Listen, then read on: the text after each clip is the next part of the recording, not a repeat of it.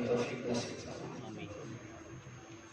इवाज़ हुई नसीहत हुई जलसा इन जे लाइ थींदा आहिनि जो तव्हां असांखे अल्लाह जी हिदायत अता करे, तव्हां असांखे अल्लाह जी सिरात मुस्तक़ीम वारे रस्ते ते हलाए।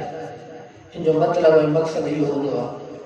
बस रब संगो दुआ घुरण अल्लाह से असांखे इन नेक बाणनि जी सोबत में ज़िंदगी गुज़ारण जी तौफीक नसीब फरमाए। इन नेक बाणनि जी सोबत में रहंदासीं, कुरान मजीद वारनि जी मजलिस नसीब थींदी त तव्हां असांखे अल्लाह जी दुनिया ऐं आख़िरत जूं भलायूं नसीब करे।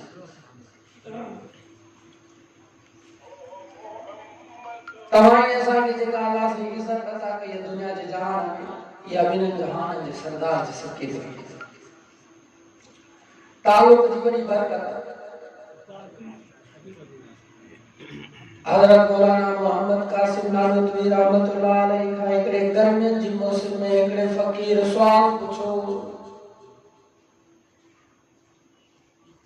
चइसि माण्हू जो वसीयत कंदा आहिनि मां मरी वञा मूंखे फलाणे क़ब्रिस्तान में दफ़न कजो जिथे अल्लाह जा नेक बाना ऐं बरगुज़ीदा बाना घणा हुजनि। साईं पोइ इन जी वसीयत करण मां कहिड़ो फ़ाइदो थियो? जॾहिं माण्हूअ जा अमल पंहिंजा चङा हुजनि त पोइ भले हुनखे घर जे अॻियां दफ़न करे छॾियोसि, पोइ बि हुनजी क़बर जन्नत जे बाग़नि में बाग़ आहे। पर जेकॾहिं माण्हू जा अमल पंहिंजा भला न आहिनि पोइ भले जन्नतुल बक़ी में वञी दफ़न कयोसि, पोइ बि हुनजी क़बर जहन्नम जे खॾनि मां हिकिड़ी खॾ आहे। साईं पोइ वसीयत करण मां कहिड़ो फ़ाइदो थियो? उते दफ़न कयो जिथे अल्लाह जा नेक बाना। इहो जंहिं सुवाल वो फ़कीर हज़रत मौलाना मोहम्मद कासिम नानूतवी रहमतुल्लाह अलैहि के पखो वेठो हाणे गर्मियुनि जी मौसम। हज़रत नानूतवी रहमतुल्लाह अलैहि फरमायो, पुट तूं इहो पखो मूंखे पियो हणी या इन फ़कीर खे?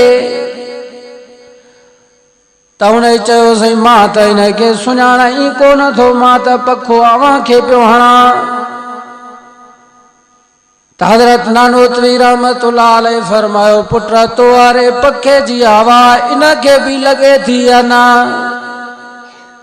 चइसि यकीनन तव्हांजे भरिसां वेठो आहे त थोड़ी थोड़ी हवा इनखे भी लगे थी। हज़रत नानूतवी रहमतुल्लाह अलैहि फरमायो, पुट तुंहिंजे सुवाल जो जवाब तोखे मिली हुई।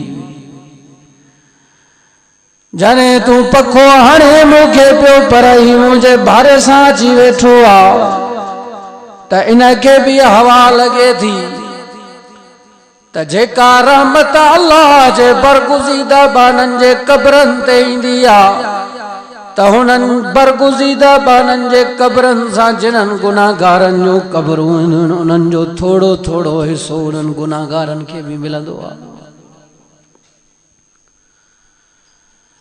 इन ही जे लाइ त का अल्लाह वारे फरमायो, मुसलमानों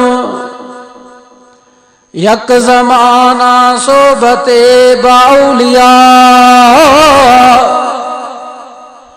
बेहतर अज सद साला ताते बेरिया।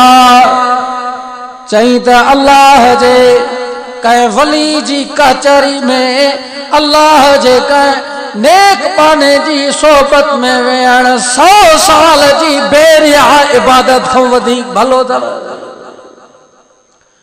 मुसलमानों जॾहिं इन्हनि अल्लाह जे नेक बाननि सां तव्हां असांजो ताल्लुक थींदो त इन्हनि नेक बाननि जे करे तव्हां असांखे निमाज़ नसीब थींदी, कुरान नसीब थींदो, ज़िक्र नसीब थींदो, साईं जन जी सुन्नत ते हलण नसीब थींदो। तव्हां असांजे करे इन्हनि सां ताल्लुक रखंदासीं त का अल्लाह जे वली चयो आहे, सोहबते साले तुरा साले कोनद। चंगनि जी सोहबत अख्तियार कने त इन्हनि चंगनि जी सोहबत तोखे दुनिया में भी फ़ाइदो पहुचाईंदी त आख़िरत में भी फ़ाइदो पहुचाईंदी। इन्हनि क़ुरान वारनि सां अल्लाह सां तव्हां असांजो ताल्लुक सही नमूने सां क़ाइम करण जी तौफ़ीक़।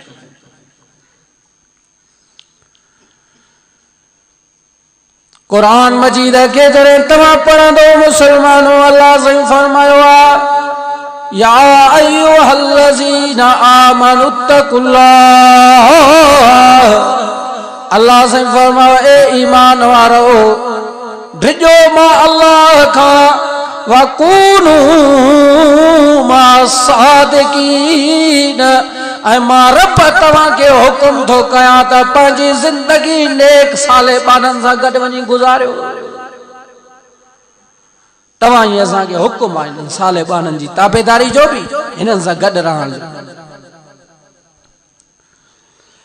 मुसलमानों अञा हदीस जे किताबनि में ये भी अचे तो तव्हां ही असांजे मिठे नाले वारे साईं सल्लल्लाहु अलैहि वसल्लम जन फरमायो आ। सब चो सल्लल्लाहु अलैहि वसल्लम यूसुफ़ आलुन्नारे क़यामत जो ॾींहुं थींदो। नबी से फरमायो जहन्नम जी सफ़ लगंदी जिन्हनि जे लाइ ऐलान थियो हूंदो त ये माण्हू जहन्नम में वेंदा। यूसुफ़ आलुन्नारे जहन्नम जे लाइ सफ़ लगाई वेंदी। जहन्नमी उन सफ़ में बीठा हूंदा। ऐलान भी थियल हूंदो त ये माण्हू जहन्नम में वेंदा। फयमुर्रु बिहिमुर रजुलु बिहिम फरमायो हुतो गुज़र थींदो हिकिड़े आलिम दीन जो मिन आलिल जन्नत जन्नत वेंदो पियो हूंदो। हिकिड़ो आलिम दीन जहन्नम जे सफ़ जे अॻियां जन्नत में गुज़रंदो वेंदो पियो हूंदो।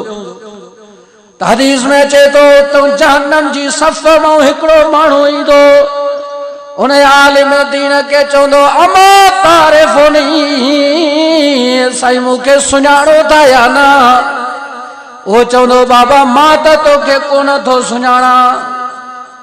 त वो जहन्नमी चवंदो साईं अनल्लज़ी सकैतुक शरबतन हिकिड़ो ॾियारो अहिड़ो आयो जो मां दुनिया जे जहान में अव्हां खे पाणीअ जो गिलास पियारियो। मेहरबानी कयो अॼु मुंहिंजी सिफारिश कयो। त हदीस में अचे तो उन ई सफ़ मां हिकिड़ो ॿियो माण्हू बि उन आलिम दीन ॾे ईंदो।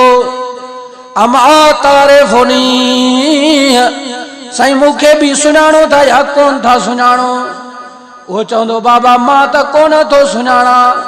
वो बानो चवंदो वहब्तु लक वज़ूअन साईं मां तव्हांखे वुज़ू जे लाइ पाणी भरे ॾिनो दुनिया जे जहान में। हदीस में अचे तो फयशफा लहू वो आलिम दीन कौरो पानी भरे ॾियण वारे जी भी सिफारिश कंदो रब वटि। उन पानी जो गिलास पियारण वारे जी भी सिफारिश कंदो अल्लाह वटि। हदीस में अचे तो अल्लाह उन्हनि जी हुन आलिम दीन जी सिफारिश के ॿिन्हनि जे लाइ क़बूल कंदे इहो फ़ैसिलो फरमाईंदो फयुदखिलुल जन्नत। मिशकात जी हदीस अथव मुसलमानों। नबी से फरमायो आलिम दीन के हिकिड़ो गिलास जे दुनिया में पानी जो प्यारो जे वुज़ू जे लाइ कौरो पानी जो भरे ॾिनो अॼु इन आलिम जी सिफारिश जे करे मां रब इन्हनि जे लाइ जन्नत जा फ़ैसला थो कयां। नारे तकबीर शाने मुस्तफा उलमाए हक उलमाए देवबंद नारे तकबीर। सो मुसलमानों तव्हां ही असांखे हिननि क़ुरान वारनि जो क़दर करणो। नबी से फरमायो अकरमुल उलमा ए मुंहिंजा उम्मतियो मां तव्हांखे हुकुम थो कयां तव्हां मुंहिंजे वारसनि जी इज़त कजो। तव्हां ही असां सभु हिननि आलमनि जी इज़त कंदासीं इंशाअल्लाह। इन्हनि जे जुद्दियुनि में अल्लाह साईं तव्हां ही असांखे ॿिन्हिनि जहाननि जो भलायूं नसीब कंदो। सो बाबा इन्हनि आलमनि सां मोहबत कंदो। पंहिंजा बच्चा क़ुरान पढ़ाईंदो मदरसनि में पढ़ाईंदो हाफ़िज़ थींदा आलिम थींदा इंशाअल्लाह ताला। इन में तव्हां ही असांजे उलमाए किराम घणा वक्त मुख्तसर मां त घणो इलाही हिन मौज़ूअ ते ॻाल्हाया पर वक्त जी नज़ाकत खे ॾिसंदे अल्लाह रब्बुल इज़्ज़त जेको काम आहे पंहिंजी बारगाह इलाही जे अंदरि मंज़ूर ऐं मक़बूल फरमाए। मौलाना अब्दुल हमीद मंगी साहब वॾा आलिम हाणे ये मौजूद वधीक मां नथो ॻाल्हायां। अल्लाह जेको काम